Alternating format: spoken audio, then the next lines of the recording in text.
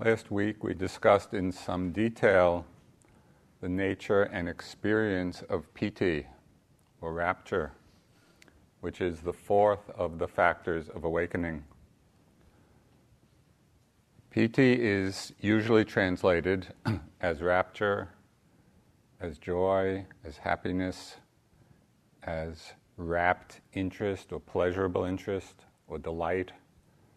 So it has all of that emotional affect or tone in the mind.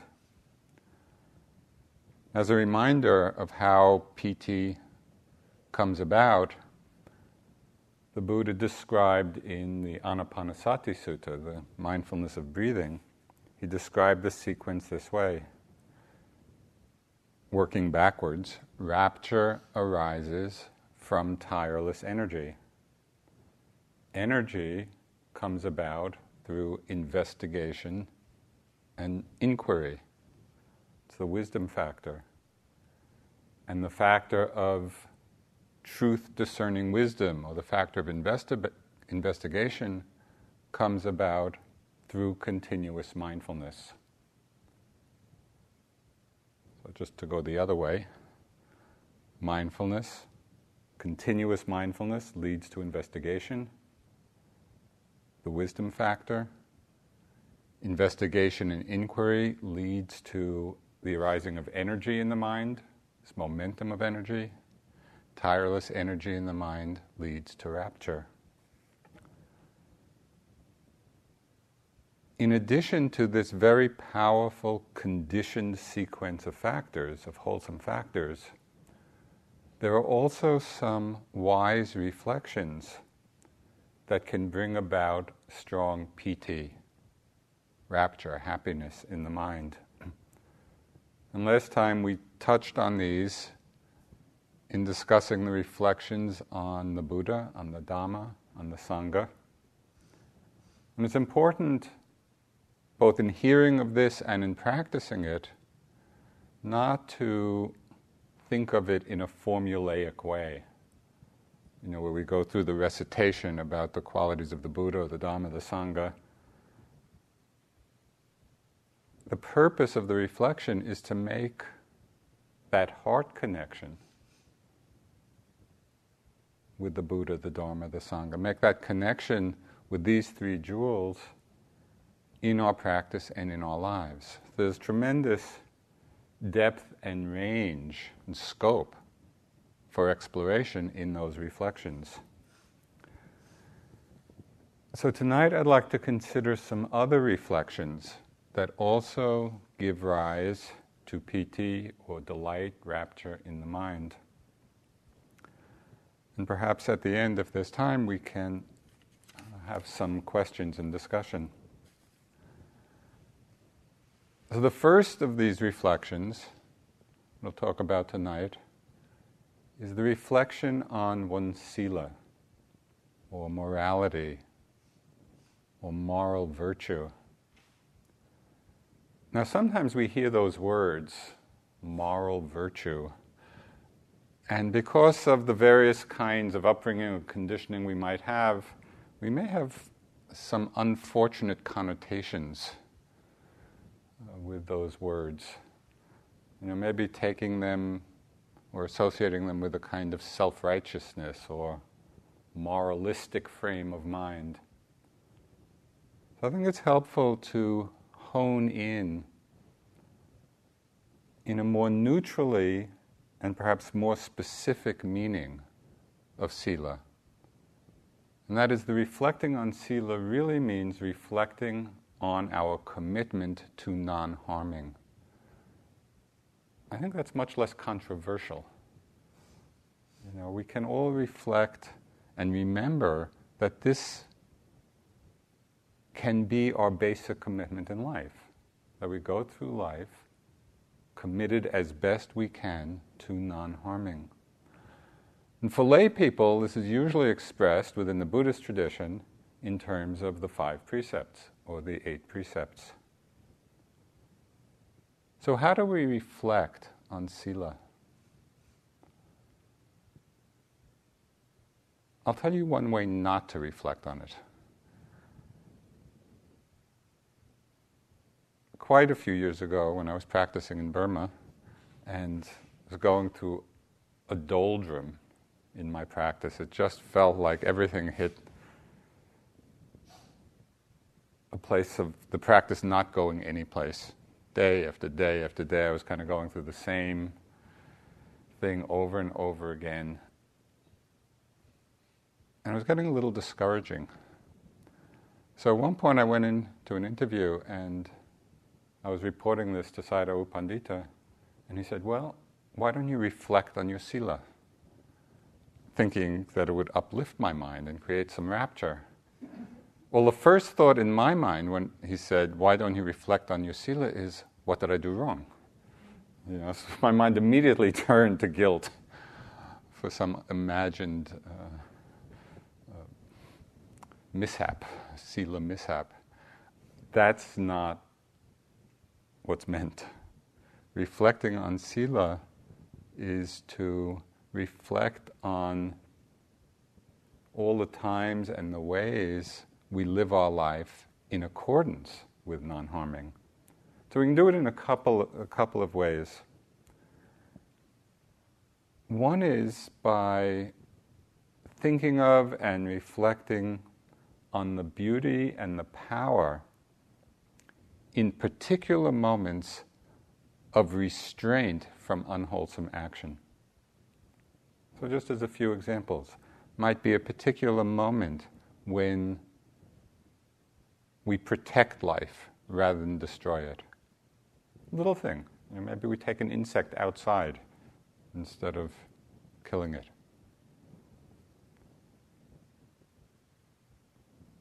We can reflect on those moments when we refrain from some unwholesome speech that we might be about to say. We can have the thought in the mind and have the intention, and it's about to come out, and then sila does its work. And we remember, no, I don't have to say that. And there's a restraint, there's a pulling back from that unwholesome action. Or maybe we reflect on particular situations when we are acting with real integrity, particularly at times when that may be in conflict with our desires. This is not infrequent. When our desire is telling us to do one thing, and yet the power and the beauty of sila reminds us, no, I don't have to do that. So when we reflect on these very specific moments of restraint from the unwholesome, right in the moment we do the reflection, it really does bring about a certain lightness in the mind, joy in the mind, happiness in the mind. So that's one way of reflecting on sila.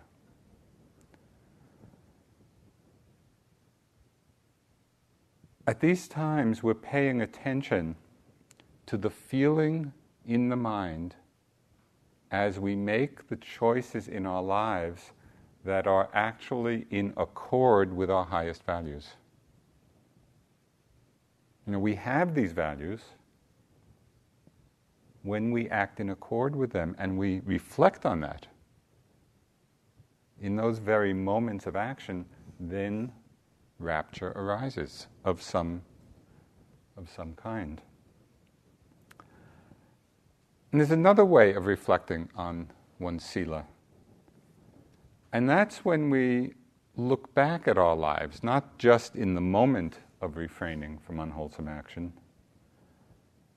When we look back at our lives, particularly from the time that we have made a conscious commitment to living in a spirit of non-harming.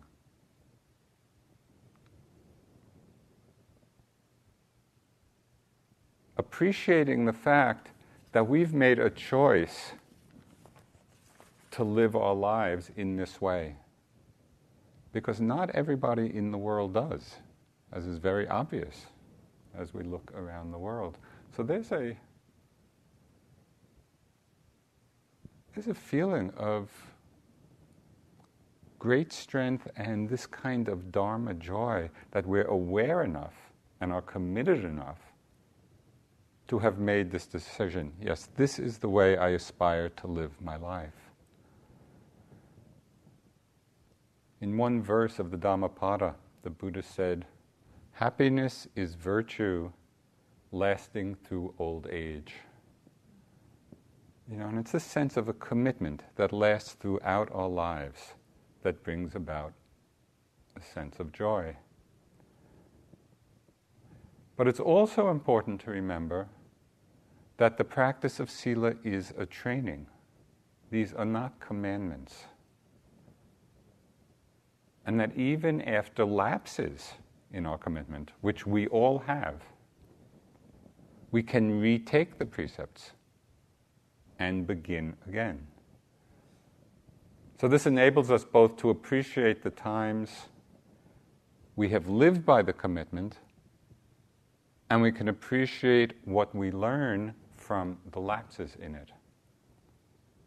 It makes our whole life part of our practice.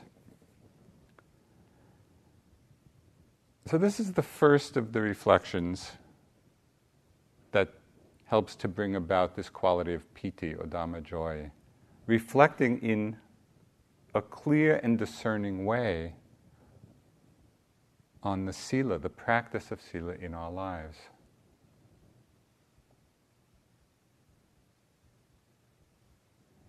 There's a line from a poem by Galway Connell where he says, "Sometimes it's necessary to reteach a thing its loveliness." And that's really what the practice of sila is about. We're reteaching ourselves our loveliness. We become conscious of this and we reflect on this. Another reflection that is a cause for piti to arise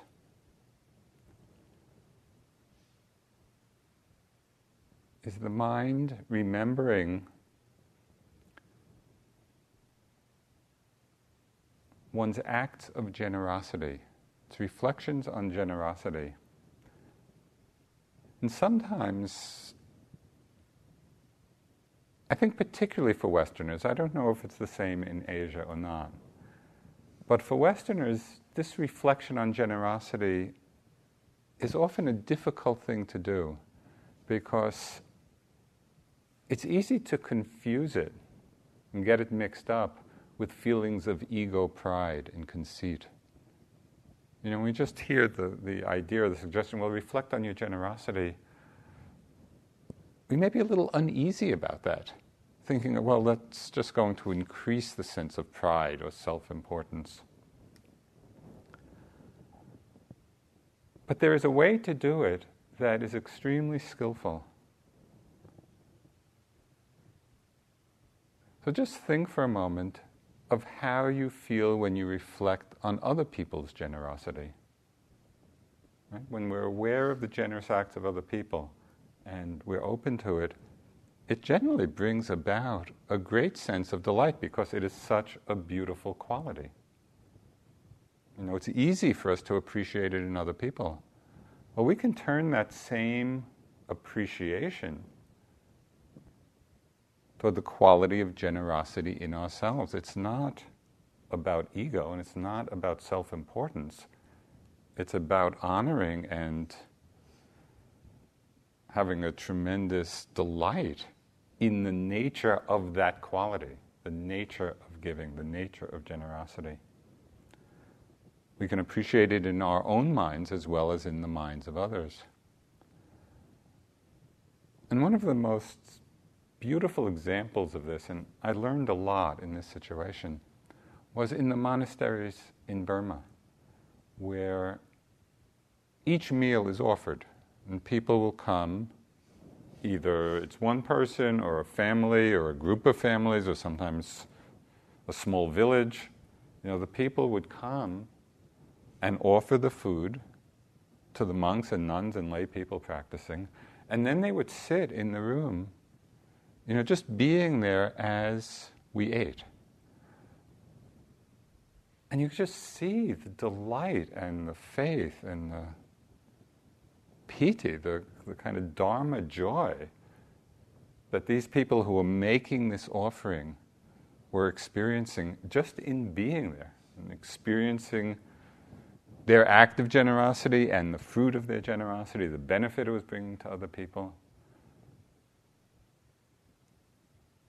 And it was just a way of opening up to the fact that we don't need to be so self-conscious about it if we are understanding it as a beautiful quality of mind, whether it's in ourselves or in other people. And it's the quality we're appreciating, the quality we take joy in. So as an experiment, as a way of reflecting on one's generosity, just think back in your life to times, particular moments, particular situations or actions where you've been generous, either in a small way or in a very big way. And think back, what were your initial thoughts, as you were thinking about giving? What did that feel like? What did it feel like as you actually gave, as you made the connection with that person? What did it feel like afterwards? When you thought about and you remembered having done this. It's a very uplifting reflection. We feel good about the wholesome action that we've done. The reflection gladdens the heart. It gladdens our heart and is the cause for piti to arise.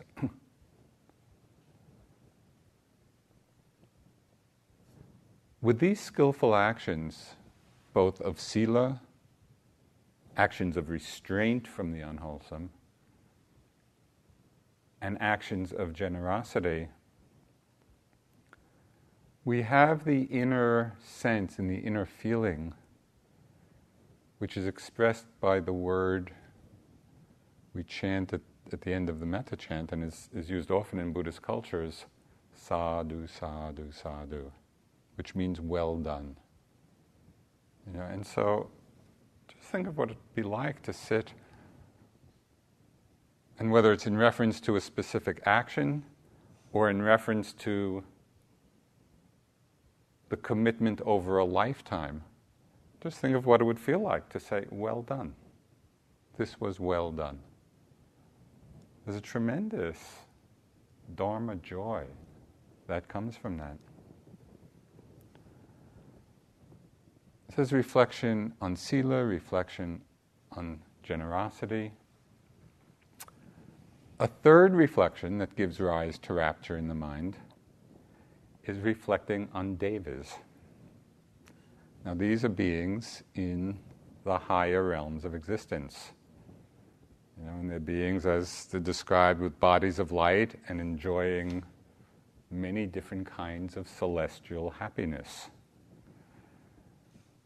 And before we go on in this reflection, it's important to remember that within the Buddhist understanding, devas are not gods enjoying some eternal bliss, eternal reward. They are still very much on the wheel of conditioned existence, subject to the law of karma, the law of cause and effect, to rebirth in different realms. But for the time that their lifespan is in these deva worlds, they do enjoy many kinds of bliss. So when the Buddha would meet people and begin teaching them, it's said that he very often followed a sequence in the teaching. He would give them a graduated discourse, beginning with the happiness that comes from generosity and sila, and then talking about the delights of the deva worlds.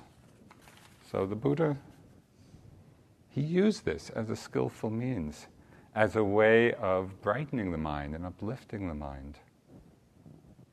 And then when people's minds and hearts were open and pliable and soft, then the teachings of liberation, teachings of non-clinging, of getting off this wheel of continuous rebirth.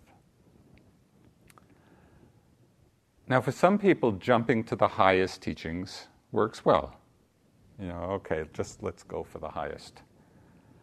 For other people, and I think we shouldn't undervalue the skillful means of gradually softening our hearts, delighting our minds, because that kind of delight and joy and happiness then becomes a fertile field for the development of wisdom. So what is the reflection? How do we reflect on the devas in a way that brings joy and delight to the mind?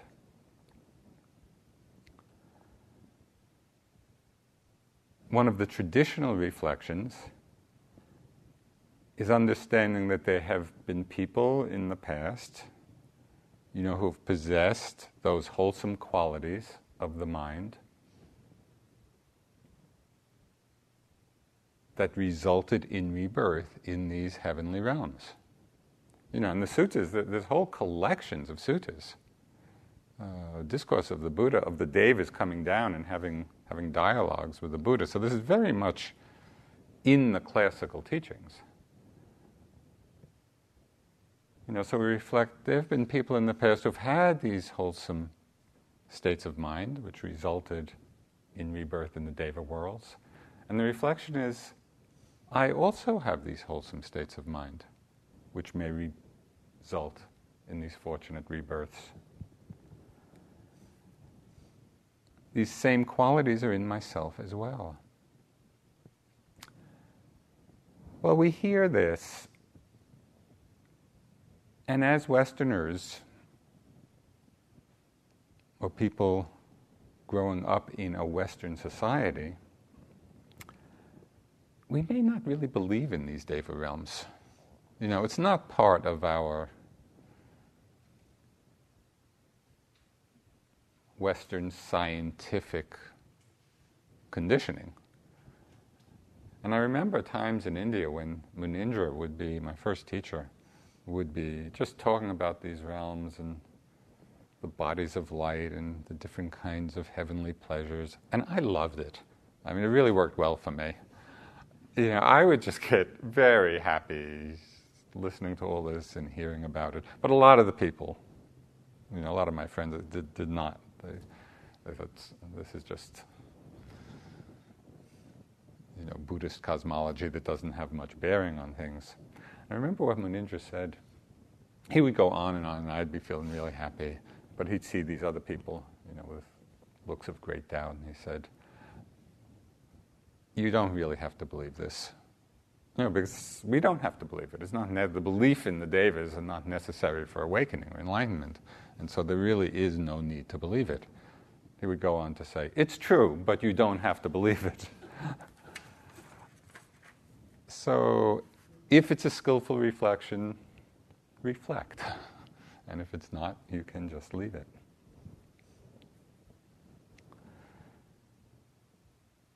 Now these reflections on sila, on generosity, on the devas, all highlight an important, subtle, and often misunderstood aspect of the Buddha's teachings. So I want to just focus in on this for a bit. And this has to do with the concept found throughout the teachings of what in Pali, the Pali word is punya, which is often translated as merit. So punya also means virtue, causes of good fortune. That's what the word punya means. In a couple of suttas, the Buddha described punya or merit as being the support for living beings. And in another description, which I find so telling, he described merit or punya as the nutriments of happiness. And so if we want to feed happiness in our lives, we need to understand what punya or merit means. It's the nutriment of happiness.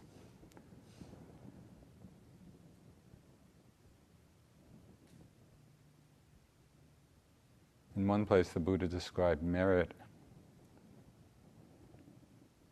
the deeds of merit that one has done, as being the friends in one's future life. Because it's about understanding that wholesome deeds bring about wholesome, fortunate results. So although the Buddha spoke very often about the importance of merit, of punya, both for happiness in this life and, according to the teachings anyway, happiness in the next, there are some subtleties in how we hold this understanding in our minds. Because merit is of two kinds. There's merit that is aimed at mundane happiness, and merit that is aimed at liberation. So we need to understand how both of these are working. In the merit, the wholesome actions that are aimed at mundane happiness, we perform these actions, they're skillful actions, but we perform them with a gaining idea.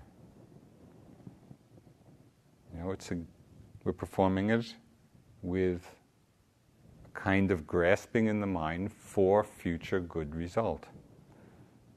There's a sense of self there, being someone who will enjoy these results in the future. So this is merit. It's skillful action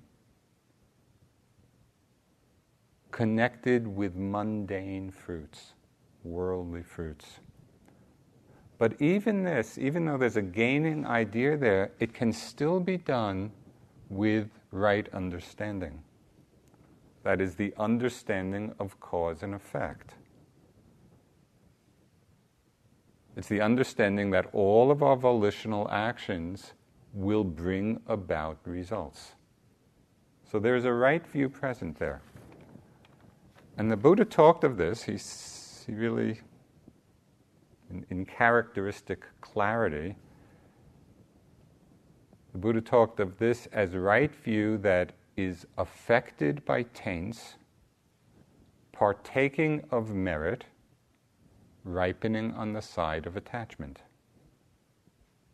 So it's an interesting combination of wholesome action, partaking of merit, but still associated with taints, still ripening on the side of attachment. Right? Of someone there who's going to experience some good result in the future life, and that is very often what motivates us to do the skillful action.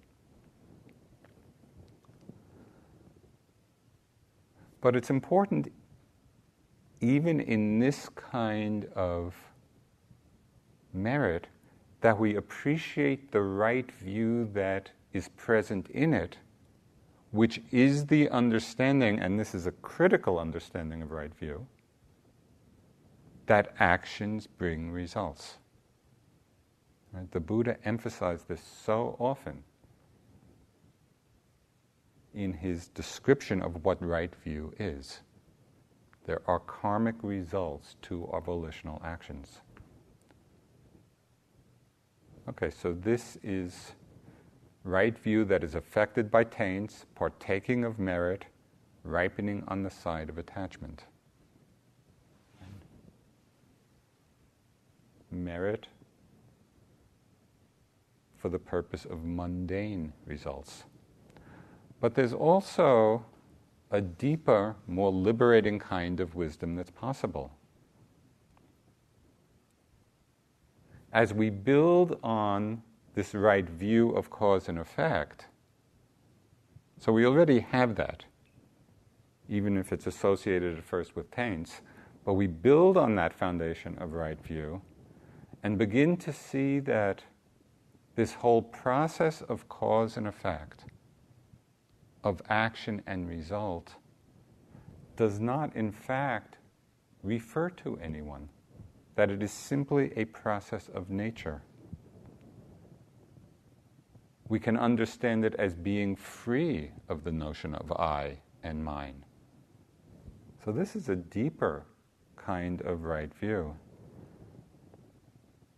When we have this level of right view, then the motive behind our actions, behind our wholesome actions, is not for some gaining idea, but then the motive behind acts of generosity, the motive behind acts of sila, is not so that we will enjoy some good result.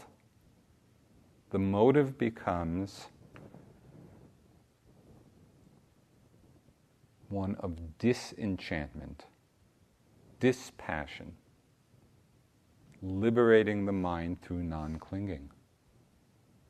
Because really what's happening in a moment of generosity, we can have the motive, instead of be performing the act for the good, happy result that it will bring, we can be doing that same action with the understanding that we are actually cultivating in that moment the mind of non-grasping.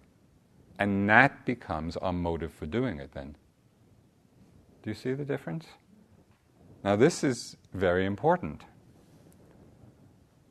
The Buddha called this kind of right view noble, taintless, supramundane, a factor of the path. Right? So that they're both right view, but one ripens on the side of attachment and the other is a factor of the path of awakening. Just one other little sidebar here. I think you're familiar with the teachings on the paramis, that is, those qualities that are considered perfections. They're the qualities that need to be brought to perfection for awakening. The wholesome actions, like generosity or like morality or the other perfections, only become the development of parami when the motive, the dedication, is for liberation, for non-grasping, for awakening. It's still a wholesome action. If we do something generous, it's still a skillful action if we understand, oh yes, this is going to bring about rebirth in the Deva worlds, and we're looking forward to that. Well, it does bring about that result, but then that act of generosity is not the development of parami. That's a mundane result. So if we are inspired to develop the paramis in our lives, we need to understand this distinction of the different kinds of right view and really look at and investigate and understand what our motivation is behind the skillful action.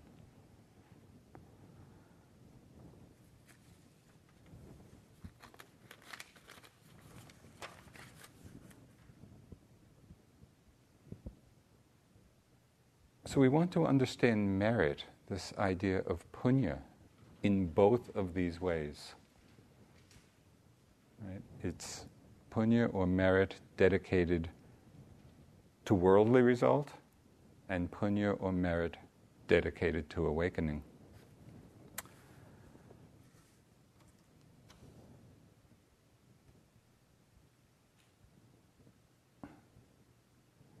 In one collection of the suttas that's in the connected discourses, the Samyutta Nikaya, the Buddha equates what he calls the 4 streams of merit, the 4 fields of meritorious activity, with the 4 qualities of a stream enterer. Right? That's the first stage of awakening. And so I just thought it was very interesting to bring these two together to see how the very same qualities that are the stream of merit can be either in the direction of mundane result or with the deeper wisdom of right view become the stream of awakening. And as you'll see from the few lines of the Buddha that I'm going to read, the effect of these streams of merit are enormous. So this is from the Samyutta Nikaya. The Buddha said, when a bhikkhu, a noble disciple, and that is really all of us, as we've said at different times, bhikkhu in the broadest sense means one who is practicing for awakening. So it doesn't only refer to monks or nuns. When a bhikkhu, a noble disciple, possesses these 4 streams of merit, streams of the wholesome, it is not easy to take the measure of the merit thus. Just so much is this stream of merit, stream of the wholesome, nutriment of happiness. Rather, it is reckoned as incalculable, immeasurable, great mass of merit.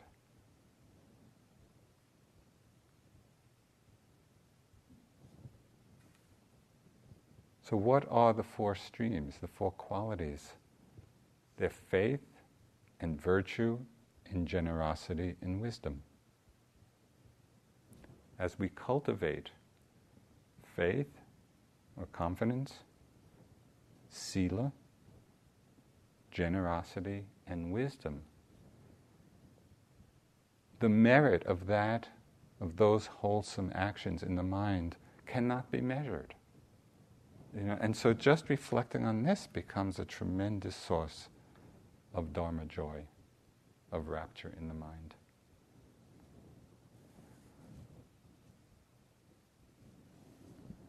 So the last of the reflections that bring about piti, or Dharma joy, is the reflection on peace. And that is the subsiding of the defilements. So notice the quality of peace in the mind when the mind is free of the hindrances or free of the defilements. And we can notice this with particular ease when we first come out of one of our many mind dramas.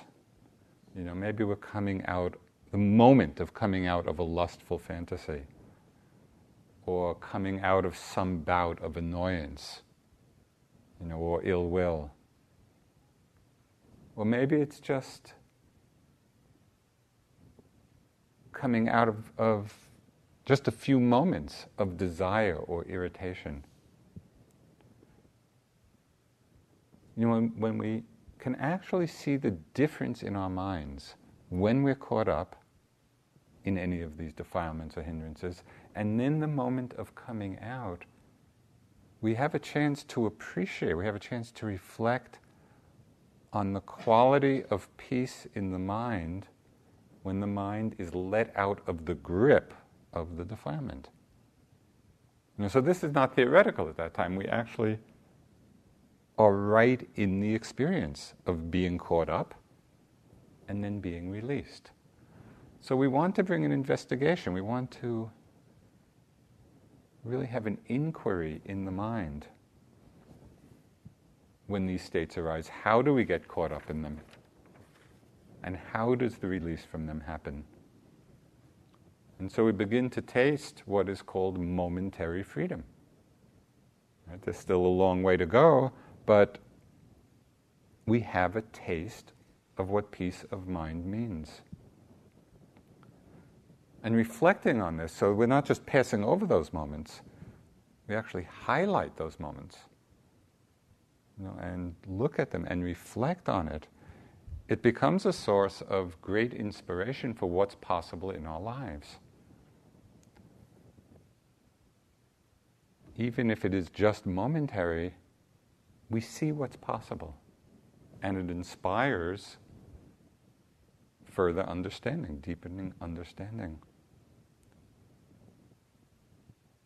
So reflection on peace is about this momentary freedom, and it also refers to the reflection on nibbana.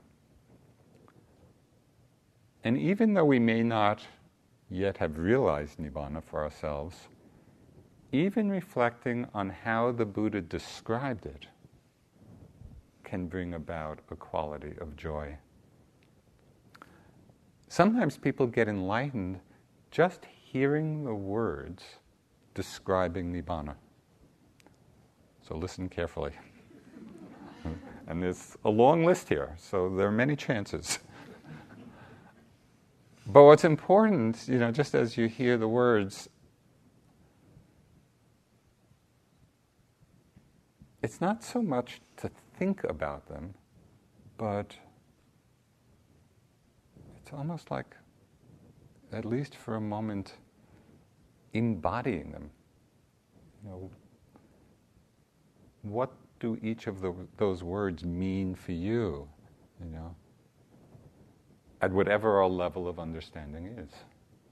So these are the words the Buddha used to describe Nibbana. The unborn. Now, what does unborn mean?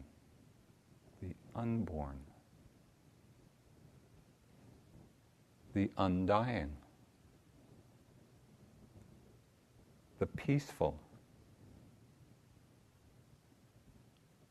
The deathless.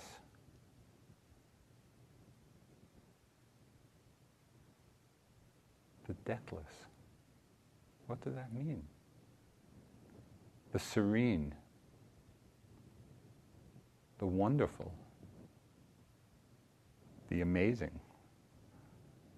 The unailing. The unafflicted. Dispassion. Dispassion. Just think for a moment. The mind of dispassion, the mind of non-craving, purity, freedom.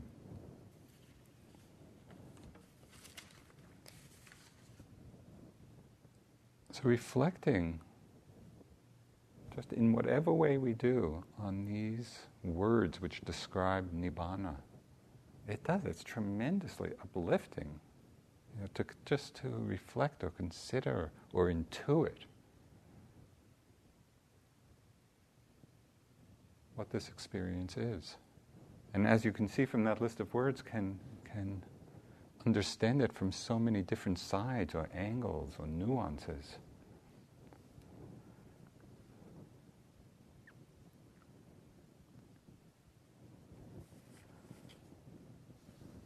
So it's the fourth factor of awakening, of piti,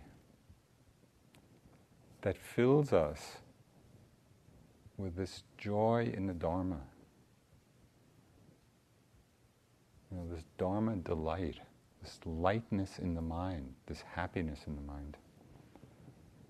And it's very much this factor that inspires us to fulfill this great path of awakening.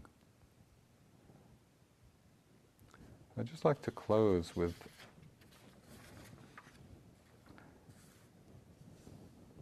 some lines from the Dhammapada. There are a few verses where the Buddha is just giving a list of what makes us happy. It's a happiness list. So it's a good thing to keep in mind. And some of it is just about our mundane, everyday lives, and some is about the deepest understanding. One of the most beautiful aspects of the Buddha's teachings for me is just the seamless integration of the Dharma.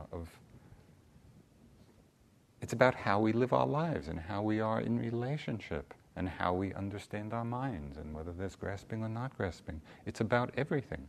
It's about the totality of our lives. So the Buddha said, happiness is having friends when need arises. Happiness is contentment with whatever there is. Happiness is merit at the end of one's life. Happiness is the abandoning of all suffering.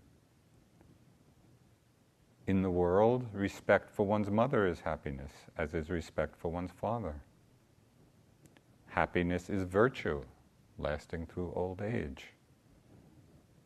Happiness is steadfast faith. Happiness is the attainment of wisdom.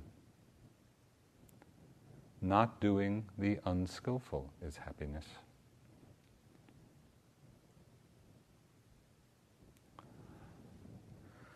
So let's just sit abiding in happiness for a few moments.